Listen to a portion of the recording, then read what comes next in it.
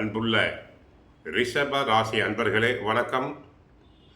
ரிஷப ராசி அன்பர்களுக்கு இந்த வார ராசி பலன். 2ஆம் இடமாகிய தன குடும்ப வாக்குஸ்தானத்தில் குரு சஞ்சரிக்கிறார். 4இல் கேது, 2இல் குரு என்பதால் தங்களின் தேவைக்கு தகுந்தபடி பண வரவுகள் வந்து கொண்டே இருக்கும். பழைய கடன்கள் அனைத்தும் வசூலாகும். 4இல் கேது தாயார் ஸ்தானம், மாத்ருஸ்தானம் என்போம். பெற்ற தாயாருக்கு அடிக்கடி உடல் நலக்குறைவு.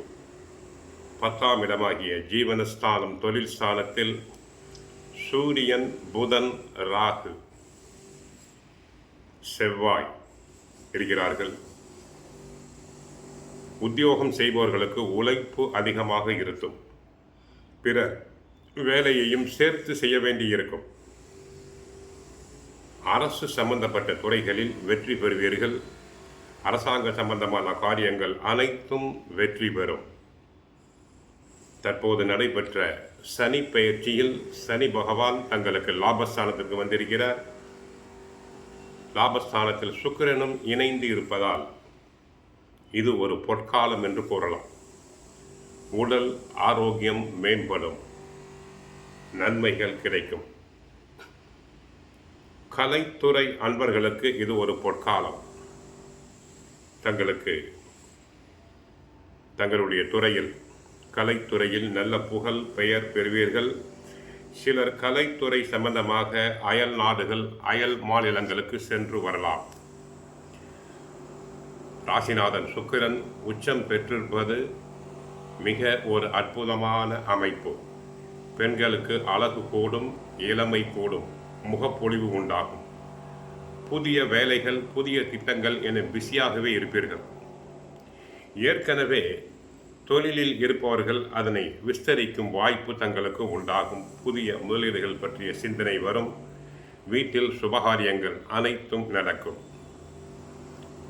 கடின உழைப்பு என்பதால் அடிக்கடி உடலில் சோர்வு வந்து விலகும். சிலருக்கு சர்க்கரை நோய் மற்றும் இருதய பிரச்சனை உள்ளவர்கள் மற்றும் சற்று கவனமாக இருத்தல் வேண்டும். உணவு முறையில் கவனம் வேண்டும்.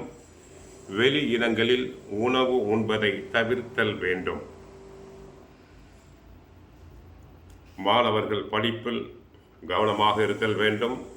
கவன சிதறல் கூடாது. அரசியல் துறை அன்பர்களுக்கு, ரிஷபராசி அரசியல் துறை அன்பர்களுக்கு இது ஒரு பொற்காலம்.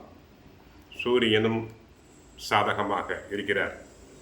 அரசியல் சம்பந்தப்பட்ட கிரகங்கள் சூரியனும் சாதகம், சுக்கிரனும் சாதகம். தேர்தலில் நிற்க விரும்புவோர் தாராளமாக நிற்கலாம். எளிதாக தாங்கள் வெற்றி பெறுவீர்கள். மக்களிடையே புகழ், செல்வாக்கு பெருகும். ஆக மொத்தம் ரிஷபராசி என்பவர்களுக்கு குரு சாதகம், சனி சாதகம், ராசிநாதன் சுக்கிரன் சாதகம், சூரியன் சாதகம், செவ்வாய் சாதகம். கோவிலுக்கு சென்றால் மகாலட்சுமி தாயாரை வழிபடுங்கள். பகவத்கீதை, சுந்தரகாண்டம் பாராயணம் செய்யுங்கள். வாழ்க வளமுடன், மங்களம் உண்டாகட்டும்.